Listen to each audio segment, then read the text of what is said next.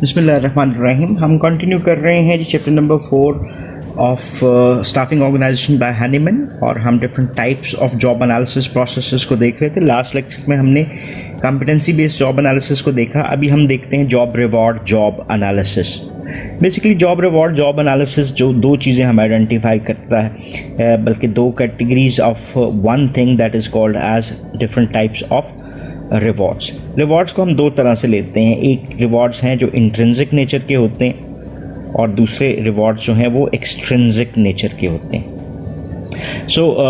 जो हमारा job analysis process है, उसमें एक इंडिविजुअल के लिए आइडेंटिफाई करने की ज़रूरत होती है। आइडेंटिफाई करते हैं हम एक्सट्रिंसिक रिवॉर्ड्स को, और यहाँ से हमारे पास रिवॉर्ड इन्फॉर्मेशन आ जाती है। Extrinsic rewards once identified will help us to infer few things, और वो इन्फर जो हम करते हैं वो क्या करते हैं, वो इंट्रिंसिक रिवॉर्ड्स को इन्फर करते हैं, और अल्टीमेटली हमारा कॉम्बिनेशन ऑफ रिवॉर्ड्स जो है वो बनता हुआ नज़र आता है। ये बेसिकली एक प्रोसेस है जिसको हम अडॉप्ट करते हैं for conducting job reward job analysis. So इसी प्रोसेस को थोड़ा सा भी डिटेल में समझने की कोशिश करते हैं। जो हमने शुरू में एक मॉडल पढ़ा था, जहाँ पे हमने पर्सन जॉब मैच की बात की थी, उस पर्सन जॉब मैच में जो जॉब्स हैं वो दो चीज़ों पे बनी हुई नज़र आती थी। पहली चीज़ हमें नज़र आती थी रिक्वायरमेंट्स, और दूसरी चीज़ रिवॉर्ड्स। सो अभी तक हमारा जितना भी फोकस था, जितना हमने जॉब रिक्वायरमेंट जॉब एनालिसिस की बात की, तो हमारा फोकस जॉब रिक्वायरमेंट्स के ऊपर था। फिर हमने कॉम्पिटेंसीज़ को भी देख लिया, लेकिन जो जॉब एनालिसिस रिवॉर्ड के हवाले से है उसके ऊपर डिस्कशन नहीं हुई। सो अभी हम अटेंशन दे रहे हैं उन्हीं रिवॉर्ड्स को जिसकी बेस के ऊपर हम आइडेंटिफाई करते हैं कि कौन से एम्प्लॉयज़ इन रिवॉर्ड्स के साथ मैच करते हुए ऑर्गेनाइजेशन के लिए एक एसेट साबित हो सकते हैं। So because it is a necessary element for the motivation of employees. So इसमें हमारे लिए जो अंडरस्टैंड करने की एक बुनियादी चीज़ है वो है जी what are the different types of rewards which should be offered.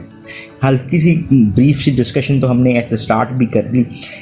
Organisation जब भी कोई रिवॉर्ड जॉब के लिए क्रिएट करती है तो उसमें वेरियस टाइप्स ऑफ रिवॉर्ड्स बनते हैं, ठीक है।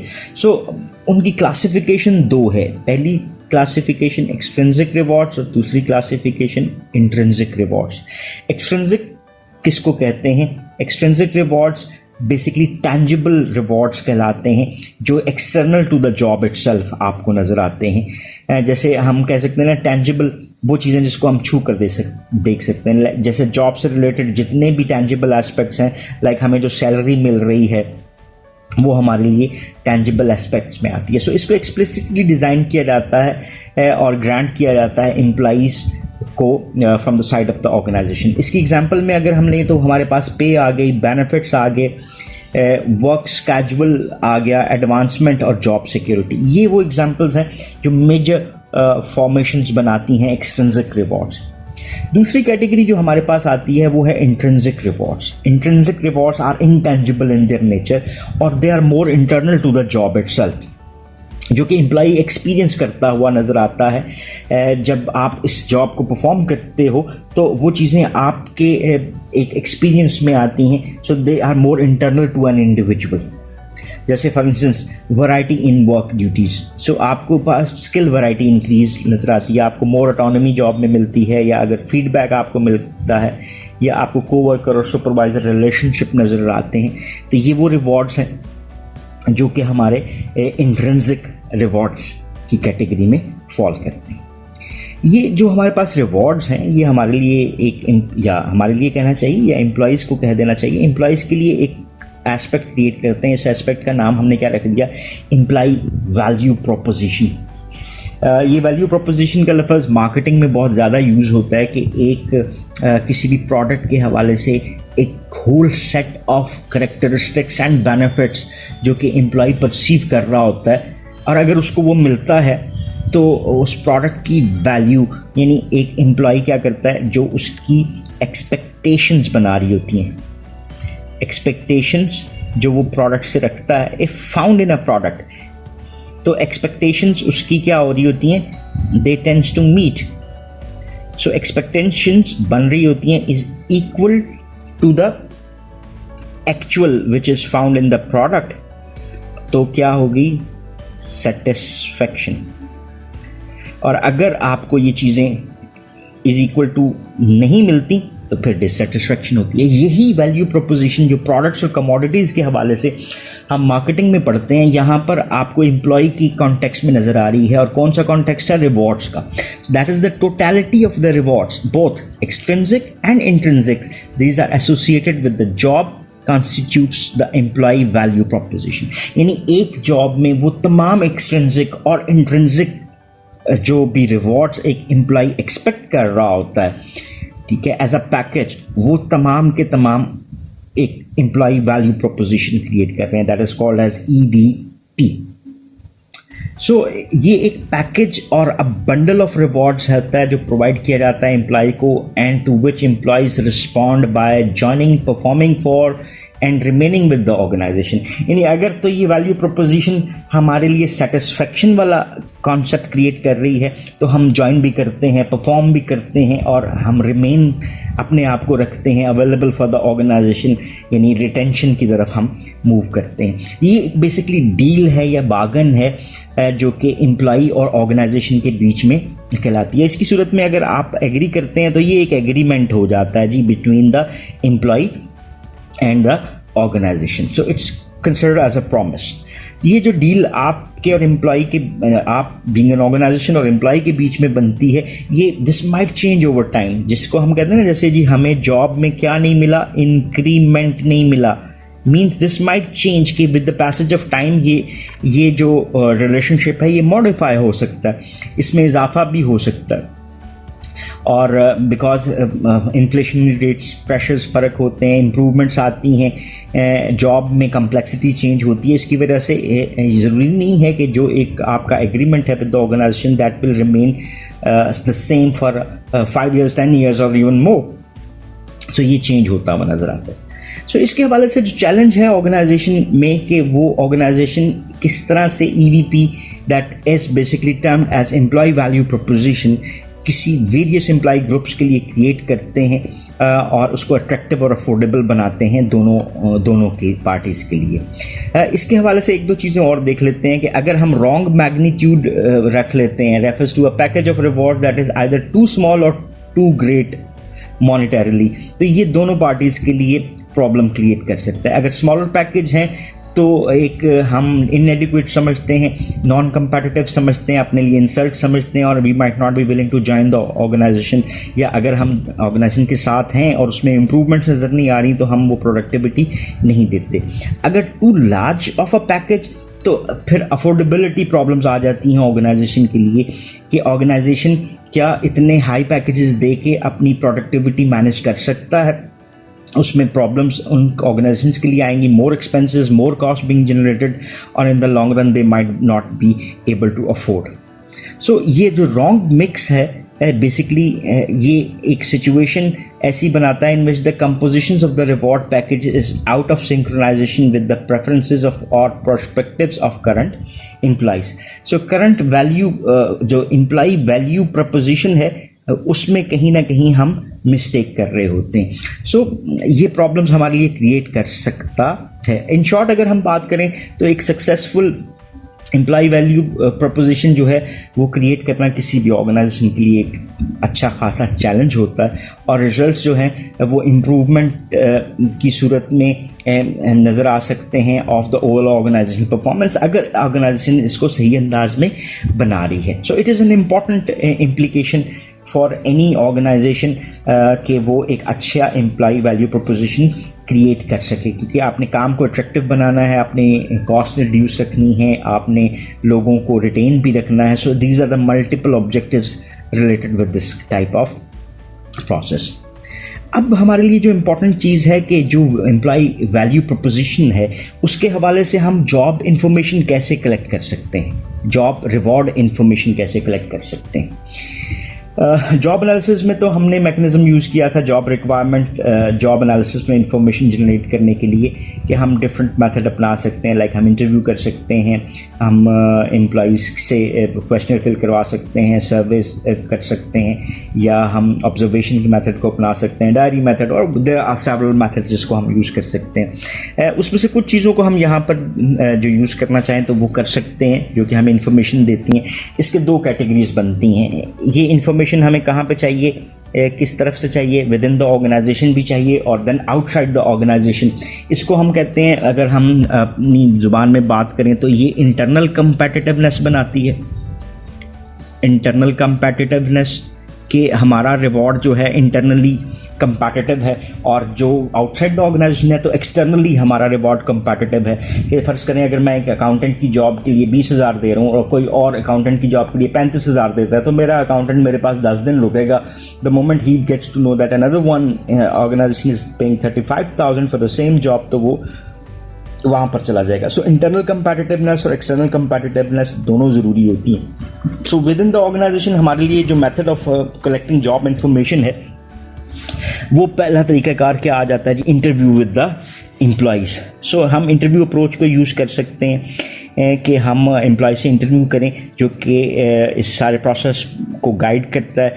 इंटरव्यू कंटेंट हमारे लिए क्या होना चाहिए, हमारा सैम्पल क्या होना चाहिए, कि किन लोगों से पूछा जाए, उसकी कॉन्फिडेंशियलिटी क्या होनी चाहिए, डाटा को कैसे रिकॉर्ड किया जाएगा, एनालाइज कैसे किया जाएगा, रिजल्ट्स कैसे रिपोर्ट किए जाएंगे। सो ये सारे का सारा हमारा इसका प्रोसेस होता है।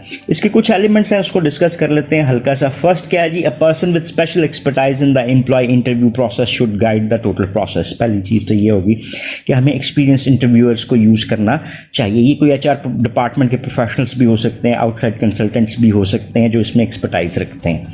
दूसरा एलिमेंट जो हमारा है कि इंटरव्यूअर जो इंटरव्यू कर रहा है उसके interview should be structured and guided. Structured interview वो उसको कहते हैं जिसमें हमने ये एक लिस्ट ऑफ क्वेश्चंस जो है वो डिटरमाइन की है और हमें पहले से पता होता है कि हमने किन क्वेश्चंस को पूछना है। सो मेजर कंटेंट जो है वो इस इंटरव्यू के बने होने बहुत ज़रूरी हैं, जो कि सारे इस प्रोसेस में इंटरव्यूअर को गाइड करते हैं। तीसरी बात जो हमारे सामने आती है कि employees from throughout the organization should be part of the sample, यानी हमें डिफरेंट सेक्शंस को शामिल करना है।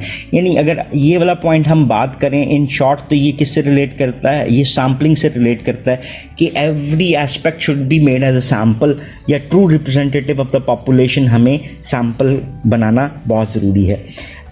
ये मुमकिन नहीं हो सकता कि हम सारे एम्प्लॉयज़ को ले लें। एट टाइम्स अगर स्मॉल ऑर्गेनाइजेशन हैं तो ये कर भी सकती हैं, लेकिन लार्जर ऑर्गेनाइजेशन में रैंडम सैम्पल्स यूज़ किए जाते हैं जहाँ पे इक्वल अपॉर्चुनिटी होती है कि कोई भी कंट्रीब्यूट कर सकता है। सो जब सैम्पलिंग हमारे लिए इम्पॉर्टेंट है तो हम तमाम जॉब्स को यूज़ करें। मीन्स ये नहीं है कि हर एक से इंटरव्यू लें, लेकिन तमाम कैटेगरीज के लिए तमाम हायरार्किकल लेवल्स को हम तमाम यूनिट्स को इस सारे सैम्पल का पार्ट बना सकते हैं। देन फोर्थ जो चीज़ है वो है कि हम स्ट्रांगली रिकमेंड करते हैं कि इंटरव्यूज़ जो हैं वो कॉन्फिडेंशियल होने चाहिए।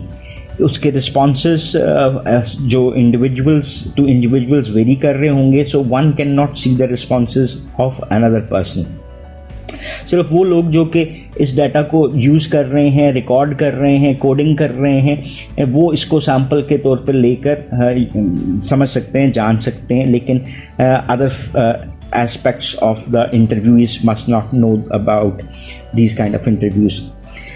सो सेम टाइम अगर हम बात करें तो हमारे लिए यूज़फुल हो सकता है कि हम परमिशंस लें, क्योंकि हमें कुछ इन्फॉर्मेशन जो सी हैं सेंसिटिव नेचर की, लाइक डेमोग्राफिक इन्फॉर्मेशन जिसमें एज जेंडर आ जाती है, या जॉब टाइटल, ऑर्गेनाइजेशन यूनिट्स, ऐसी इन्फॉर्मेशन लेनी पड़ सकती हैं।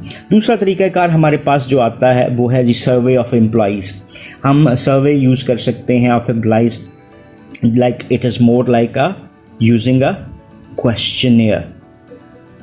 ठीक है, एक क्वेश्चनर हम बना लेते हैं इस सारे प्रोसेस के लिए और उसको हम यूज़ कर सकते हैं। एग्जाम्पल्स भी इसकी थोड़ा सा देख लेते हैं। तो इसको हम उसी प्रोसेस की तरह से फॉलो करते हैं जैसे कि हमने एक इंटरव्यू फॉलो किया था, लेकिन इंटरव्यू में हमने फेस टू फेस डिस्कशन किया था, लेकिन यहाँ पर हम क्या यूज़ करते हैं, रिटन सेट ऑफ क्वेश्चंस को यूज़ करते हैं और इसके लिए हम डिफरेंट टाइप्स ऑफ स्केल्स को भी यूज़ कर सकते हैं as a response. So which one to use, ये ऑर्गेनाइजेशन की अपनी मर्जी है कि इंटरव्यूज़ को या सर्वेज़ को या बोथ को यूज़ करना चाहिए। एडवांटेजेस ऑफ इंटरव्यूज़ कुछ और हैं, डिसएडवांटेजेस कुछ और होते हैं, इसको ज़रूर एक दफ़ा रेट आउट कीजिएगा। एक छोटा सा एग्जांपल इसको देख लेते हैं, एक दफ़ा मैं आपके लिए इसको थोड़ा सा रोटेट करता हूँ कि ये हमारे पास एक एग्जांपल बनती हुई दिखाई दे रही है। एग्जांपल्स ऑफ अ जॉब सर्वे। ये जी एक्सट्रिंसिक रिवॉर्ड्स आ गए, इंट्रिंसिक रिवॉर्ड्स आ गए। सो ये हमारे पास एक क्वेश्चन आ गया, to what extent are the following job rewards important to you. So ये आपके पास एक स्केल आ गया which is from not at all important to very important, और 1 to 5 का स्केल है। इसके ऊपर कोई एम्प्लॉय बेस पे के हवाले से, इंसेंटिव्स के हवाले से इस तरह से चलें जी। ये देखें जी, मैं आंसर करता जा रहा हूँ और ये देखें जी, इस तरह से इसको हम फिल कर लेते हैं और इसी को सम अप किया जाता है ऑफ डिफरेंट एम्प्लॉइज़, जिसकी बेस के ऊपर हम इसका एक कंक्लूजन जो है वो ड्रॉ कर सकते हैं। So these are the different methods जिसको हम यूज़ कर सकते हैं विद इन द ऑर्गेनाइजेशन। अब बात कर लेते हैं जी outside the organisation. Outside the organisation पहला सोर्स हमारे पास जो आता है that is the other employees. याद है हमने आउटसाइड द ऑर्गेनाइजेशन को एक्सटर्नल कंपेटिटिवनेस कहा था कि हमारा जो सैलरी पे स्केल है must be according to the pay scale जो कि कंपेटिटिव होता है दूसरी ऑर्गेनाइजेशन में। सो रिवॉर्ड प्रेफरेंसेस के ऊपर जो डाटा है अदर एम्प्लॉयज़ का वो हमें डिफरेंट सर्वेज से मिल सकता है। Like society of human resource management SHRM ने सर्वे कंडक्ट किए हुए हैं। The survey was administered online on a national random of 600 employees. So ये एग्जिबिट 4.16 इसके बारे में कुछ इन्फॉर्मेशन भी आपको देता हुआ दिखाई दे रहा है कि डिफरेंट जो नेचर ऑफ जॉब्स हैं उसके लिए रेंज ऑफ सैलरीज आपको क्या नज़र आती हैं। सो ये आपके पास एक सेकेंडरी डाटा का सोर्स हो सकता है। दूसरा तरीक़ाकार ये है जी, हम देखें ऑर्गेनाइजेशनल प्रैक्टिसेस क्या हैं। लेसर डायरेक्ट वे है जिसके थ्रू हम एसेस कर सकते हैं importance of rewards to employees, कि हम एक्चुअल रिवॉर्ड्स जो अदर ऑर्गेनाइजेशन प्रोवाइड कर रही हैं अपने एम्प्लॉइज़ को उसको अंडरस्टैंड करने की कोशिश करें और उसका डाटा हम एक्वायर कर लेते हैं और उसी की बेस के ऊपर फिर हम अपना कंपैरिजन बनाने की कोशिश कर रहे होते हैं। सो ये हमारे पास वो डिफरेंट मेथड्स है जिससे हम जॉब रिवॉर्ड के लिए डाटा इकट्ठा कर सकते हैं और इसी की बेस के ऊपर अल्टीमेटली हम उस जॉब जिसके लिए हम ये एनालिसिस परफॉर्म कर रहे थे उसके लिए डिटरमाइन क्या कर लेते हैं जी, रिवॉर्ड्स को। और किसी भी जॉब में ये 2 कैटेगरीज रिवॉर्ड्स की हम क्रिएट कर सकते हैं। हमने क्या एक्सट्रिंसिक रिवॉर्ड देना है और देन उसके साथ साथ क्या इंट्रिंसिक रिवॉर्ड जॉब का ऐड किया जाएगा। चलें जी, ये हमने different types of reward attach कर दिए। ये इंट्रिंसिक रिवॉर्ड्स 3 और ये 4 एक्सट्रिंसिक रिवॉर्ड्स उस जॉब का हिस्सा होंगे और that will comprise of the total package which will be offered to the employees. या ये एम्प्लॉई की ओवरऑल वैल्यू प्रपोजिशन के मुताबिक अगर होगा तो फिर सेटिस्फेक्शन देगा और अगर नहीं होगा तो फिर ये डिससेटिस्फेक्शन दे सकता है। So that is the basic outcome of this whole process. So that's all about this lecture. This also concludes the chapter as well. So if you still have any question or queries, so you can ask in the comment section and definitely we will try to answer those. So thank you very much for watching this video. Have a nice time. Allah Hafiz.